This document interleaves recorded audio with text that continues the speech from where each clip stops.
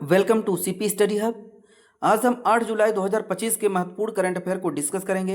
ये current affair आने वाले एग्जाम के लिए बहुत ही महत्वपूर्ण है, जैसे UPPSC, RO and other one day competitive exam के लिए बहुत ही महत्वपूर्ण है। तो चलिए हम डिस्कस करते हैं। फर्स्ट है, who has been chosen as the host of 18th BRICS summit 2026। जो 18वें ब्रिक्स शिखर सम्मेलन 2026 की मेजबानी किस देश को सौंपी गई है? आंसर डी है इंडिया, भारत को 18th ब्रिक्स समिति का शिखर सम्मेलन 2024 की मेजबानी होस्टिंग दिया गया है भारत को।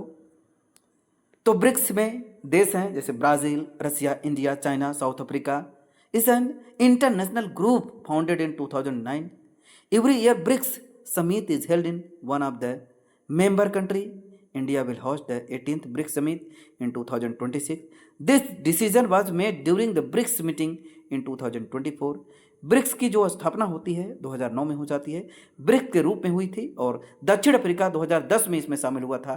2024 में ब्रिक्स में ईरान, सऊदी अरब, मिस्र, इथोपिया और यूनाइटेड अरब अमीरात को नए सदस्य के रूप में शामिल किया गया था। 2025 का जो शिखर सम्मेलन रसिया में आयोजित होगा और ब्रिक्स देश विश्व की जीडीपी का लगभग 31% हिस्सा साझा करते हैं। नेक्स्ट है, recently Jennifer Simmons has been elected as the first women prime president of which South American nation. हाल ही में जेनिफर सिमन्स किस दक्षिण अमेरिकी देश की पहली महिला राष्ट्रपति चुनी गई हैं? आंसर ए, इक्वाडोर की जेनिफर सिमन्स अभी राष्ट्रपति चुनी गई हैं।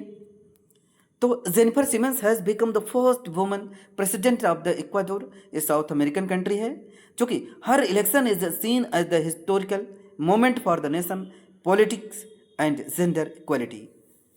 तो इक्वाडोर की राजधानी क्वेटो, मुद्रा वहाँ की अमेरिकी डॉलर है, यूएसडी, आधिकारिक भाषा स्पेनिश एंड इक्वाडोर गैला पैगोस द्वीप समूह और मध्य के गुजरने वाली भूमध्य रेखा के लिए प्रसिद्ध है। जेनिफर सिमन्स ने अपने चुनाव प्रचार के दौरान महिला सशक्तिकरण और आर्थिक सुधारों पर जोर दिया। नेक्स्ट है, recently Shinmoedake volcano has erupted in which country is it located. तो हाल ही में सिनमोडेक ज्वालामुखी फटा है, यह किस देश में स्थित है? आंसर सी है, जापान। तो सिनमोडेक वोल्केनो इस जापान में भी फटा है। तो सिनमोडेक एक सक्रिय ज्वालामुखी है जो क्यूस द्वीप जापान में स्थित है। यह क्रिशिमा ज्वालामुखी समूह का एक हिस्सा है। हाल ही में यह ज्वालामुखी फटा, जो कि राख लावा इसमें से निकला है और आसपास के जो निवासी हैं उनको सतर्क कर दिया गया था। और सिनमोडेक जेम्स बॉन्ड फिल्म, जो कि यू ओनली लिव ट्वाइस 1967 में दिखाया गया था, Japan Pacific ring of fire पर स्थित है। और यहाँ पर 100 से अधिक सक्रिय ज्वालामुखी हैं। जापान के अन्य प्रसिद्ध ज्वालामुखी जैसे mount Fuji, mount Sakurajima and mount Unzen. Shinmoedake से पहले जापान में बहुत ऐसे जो प्रमुख जो विस्फोट है माउंट उनटा के 2014 में फटा था। चलिए नेक्स्ट है, who has recently launched the Bharat initiative for study in age related issue in Indian. हाल ही में भारतीयों में उम्र से संबंधित समस्याओं के अध्ययन के लिए जो भारत पहल किसने शुरू की है? आंसर ए है, आईआईसी बेंगलुरु ने। आईआईसी बेंगलुरु ने, जो कि भारतीयों में उम्र से संबंधित समस्याओं के अध्ययन के लिए भारत पहल शुरू की है, आईआईसी बेंगलुरु ने। तो जो भारतीय विज्ञान संस्थान आईआईसी बेंगलुरु है, भारत का पहला Bengaluru health age in research for active tenor शुरू की है। यह कार्यक्रम भारतीयों में बुढ़ापे से संबंधित स्वास्थ्य समस्याओं जैसे संज्ञान है और गिरावट और पुरानी बीमारी और जो उम्र बढ़े हैं अन्य समस्याओं का अध्ययन करता है। भारत का पूर्ण रूप से Bengaluru health age in research for active tenor.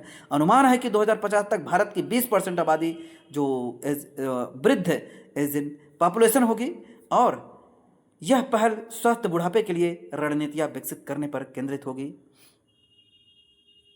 Next है, who has recently become the first official member of the new development bank NDB का।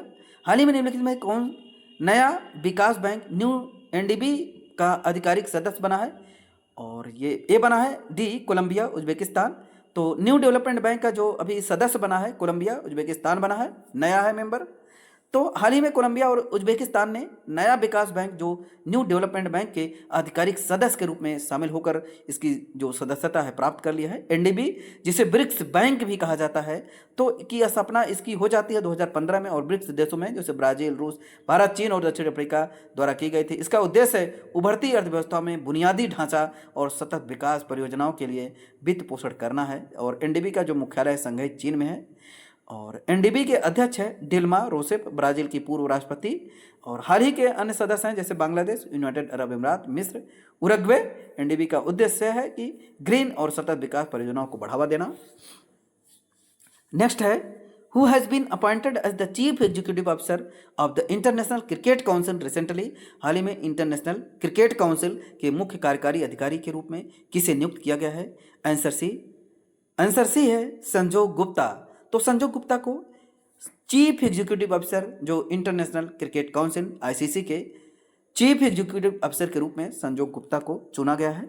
संजोग गुप्ता का 7 जुलाई 2025 से इंटरनेशनल क्रिकेट काउंसिल का मुख्य कार्यकारी अधिकारी नियुक्त किया गया है। वे जियो स्टार के सीईओ स्पोर्ट एंड जो लाइव एक्सपीरियंस रह चुके हैं और आईसीसी के इतिहास में 7वें सीईओ हैं। वे जियो स्टार के पूर्व CEO sport and live experience हैं। एंड उनकी नियुक्ति के पीछे प्रक्रिया बहुत व्यापक थी, जो कि 2500 से अधिक आवेदन आए थे, जो कि 25 देशों से उम्मीदवार थे। लेकिन आईसीसी के अध्यक्ष जय शाह ने उन्हें स्वागत करते हुए उनके खेल रणनीति और वाणिज्यिक अनुभव को सराहना दी है। नेक्स्ट है which is the first state in introduce Aadhaar based face authentication for the ration distribution recently.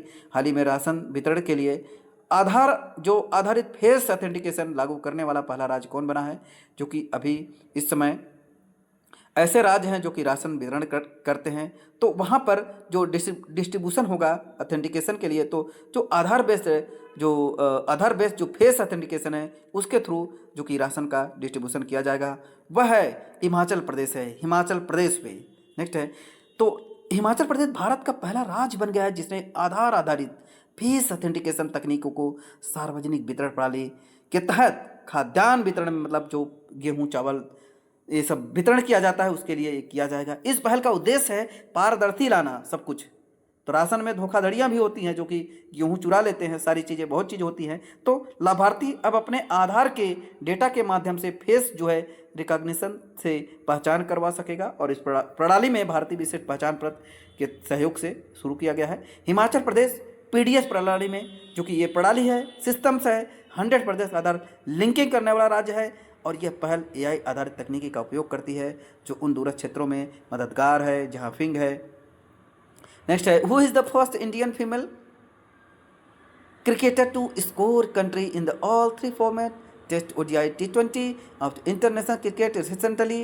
हाल ही में अंतर्राष्ट्रीय क्रिकेट के तीनों प्रारूप टेस्ट, वनडे, टी20 में शतक लगाने वाली पहली भारतीय महिला क्रिकेटर कौन बनी है? स्मृति मंधाना। आंसर स्मृति मंधाना।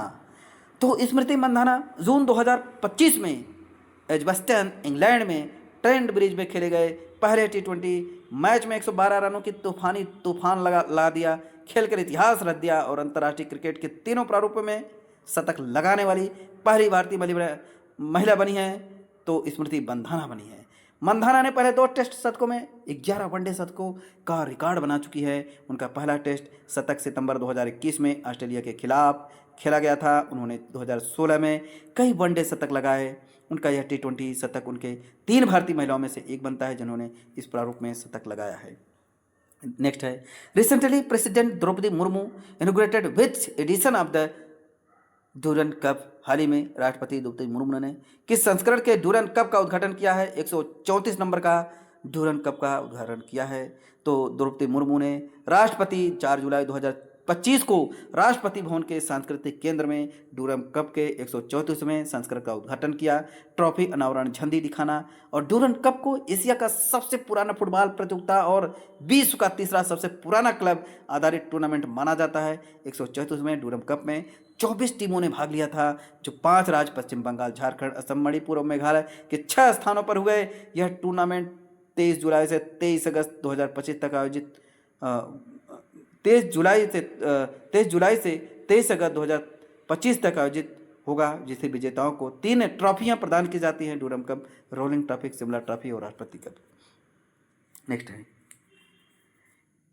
हाँ नेक्स्ट है, is the Kariyachalli island which was in news recently located in which state. हाल ही में खबरों में रही जो कि करियाचली आइलैंड किस राज्य में स्थित है, तो ये तमिलनाडु में स्थित है। करियाचली आइलैंड तमिलनाडु में स्थित है। तो करियाचली आइलैंड तमिलनाडु के निकट गोल्फ ऑफ मुन्नार की मैरीन नेशनल पार्क में स्थित 21 निर्जन द्वीपों में से एक है, जो रामेश्वरम और टूटुकुड़ी के बीच आता है। हाल ही में यह तेजी से क्षरण और समुद्र तल के बढ़ने की वजह से सुर्खियों में है और इसे बचाने के लिए टी अनशोर परियोजना के तहत 50 करोड़ का पुनर्स्थापना कार्य चलाया जाए। तमिलनाडु सरकार आगे में अगस्त 2025 से शुरू हो रही टीएन जो तमिलनाडु सौर परियोजना के तहत द्वीप की रक्षा और पुनरुद्धार के हेतु 8,500 कृत्रिम प्रवाल रीड मॉड्यूल तैनात करने जा रही है। तो आज हमने 8 जुलाई के करंट अफेयर को डिस्कस कर लिया है। इस करंट अफेयर को 2 से 3 बार जरूर देखिए।